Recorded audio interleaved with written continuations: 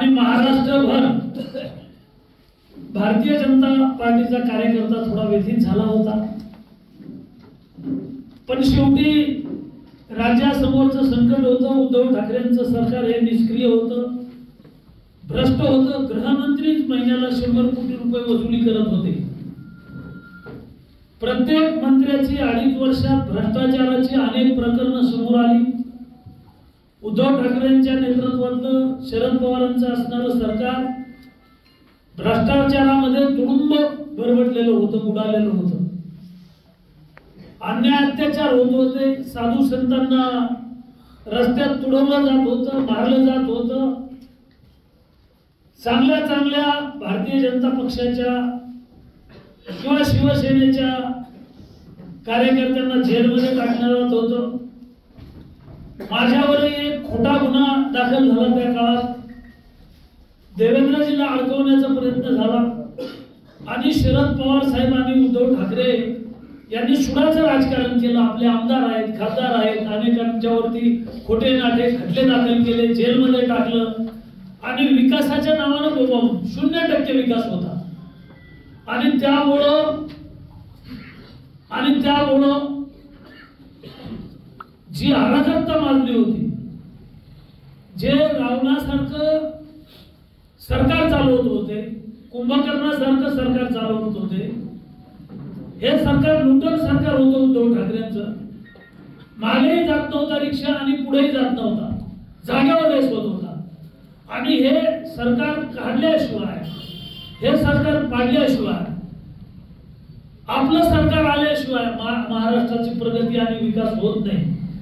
सगळ्या विकासाच्या योजना ठप्प झालेल्या होत्या आणि अशा परिस्थितीमध्ये माननीय देवेंद्रजी फडणवीस आहेत, विनोदजी तावडे आहेत,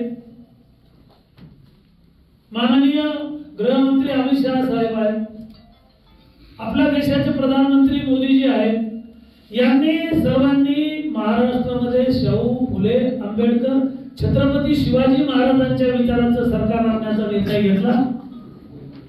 आणि त्यामध्ये मग आपले 115 आमदार असताना आपल्याला मंत्रिपद कमी मिळाली। मुख्यमंत्री पद आपण शिंदे साहेबांना दिलं आणि एकनाथराव शिंदे यांनी मनाचा मोठेपणा दाखवून यावेळेला त्यांनी सांगितलं, देशाचे प्रधानमंत्री नरेंद्रजी मोदी जो निर्णय घेतील, अमित शहा जो निर्णय घेतील, त्या निर्णयाप्रमाणे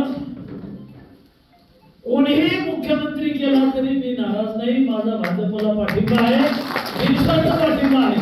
म्हणजे एकनाथराव शिंदे साहेबांनी मनाचा मोठेपणा दाखवला की देवेंद्रजींनी मागच्या वेळेला मला मुख्यमंत्री पदासाठी पुढे केलं, या वेळेला मी मुख्यमंत्री म्हणून देवेंद्र फडणवीस यांचं नाव सांगणार आहे। आणि त्यांनी दिल्लीमध्ये देवेंद्रजींचं नाव मुख्यमंत्री पदासाठी सुचवलं आणि महाराष्ट्रात आता पुन्हा एकदा देवेंद्र फडणवीसांच्या रूपानं विकासाची कामं करण्यासाठी, महाराष्ट्राला सुजलाम सुफलाम करण्यासाठी आता आपलं सरकार येतंय, महायुतीचं सरकार येतंय।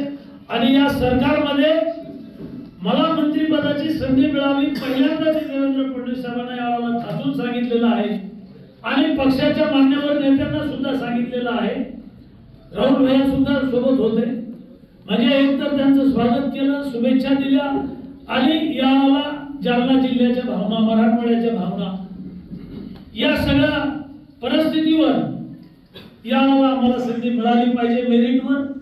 मी 5व्यांदा आमदार आहे, म्हणजे 5व्यांदा आमदार मराठवाड्यात आता कोणी नाहीये, सगळ्यात सिनियर मी आहे। सिनियरिटी हा एक भाग आहे।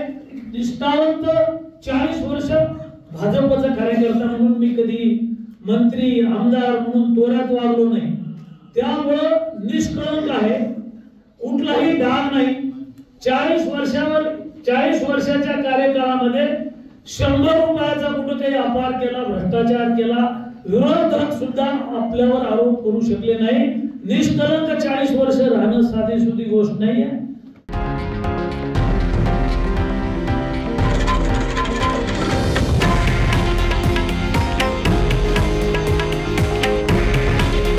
हे आहे देशातील नंबर 1 न्यूज नेटवर्क आणि आपण पाहत आहात TV9 मराठी। काळजी तुमची, हित महाराष्ट्राचं.